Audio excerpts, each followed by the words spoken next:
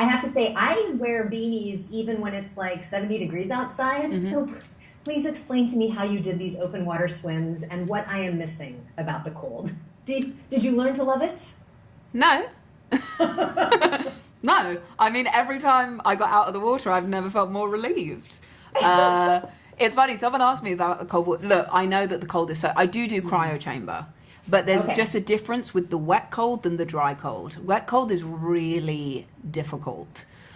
And it was tricky in between times. There were many beanies going on my head, many towels, many blankets, many jackets in between times. And each time it did not get easier. It was just really difficult every time. But also, when I watch the film, I'm so proud, and I think we couldn't have faked it.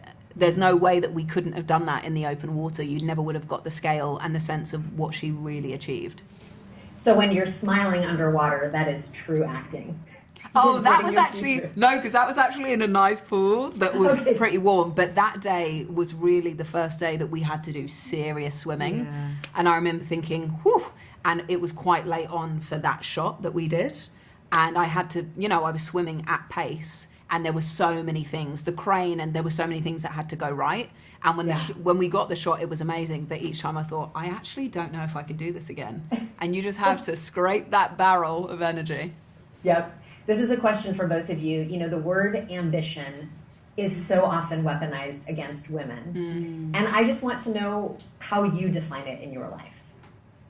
Interesting. Oh, good question. You're right. It is weirdly weaponized, and oftentimes I think people feel shamed into not talking about it, so then it becomes strangely passive aggressive, and you think, just say what you want. I've always been very determined and very supported by my family, even if things seem ridiculous. My mum is so great at just encouraging me and my sisters. Ambition to me is, I suppose, unapologetically claiming that you want something and not worrying, even if you don't get there. Not worrying, it's the journey, and you're aiming for a destination, but it's what happens on that journey. I think I'm the same. I had parents that were very supportive of me, which I'm so grateful for. And I think it is a really interesting word for women, ambition, and I hope that that's really changing. But I think the ability to have women mainly just articulate their desires and wants and dreams, and I think, like Trudy, being able to sometimes dream for a job or a version of your life that you may not have seen or may not be possible yet, because I think that's what I found really inspiring, that continue to push against just what you've been told you should deserve, or it's not getting stuck by those societal pressures of what that means. So I think, to me it would be about being brave enough and bold enough to be really clear about what you desire. I love that. Trudy has a sort of 1920s version of a pump-up song. I'm just curious. If for both of you, is there something that you go through when you're ready to perform, whether it is on stage or on film? Interesting. I mean, I have songs that get me energized, and one of them I actually used yesterday, and I use it all the time, is Shawn Mendes, No Holding Me Back. Oh, it's just that, great. How does that go? It just gets me going in the morning. But I'm a big lover of Mulan. That soundtrack. You were always singing. Like, you would be getting ready for something, and the first thing you'd hear as you'd enter set was just Daisy's sweet voice singing some excellent sort of show tune. It was so love great. Me a show tune. Yeah.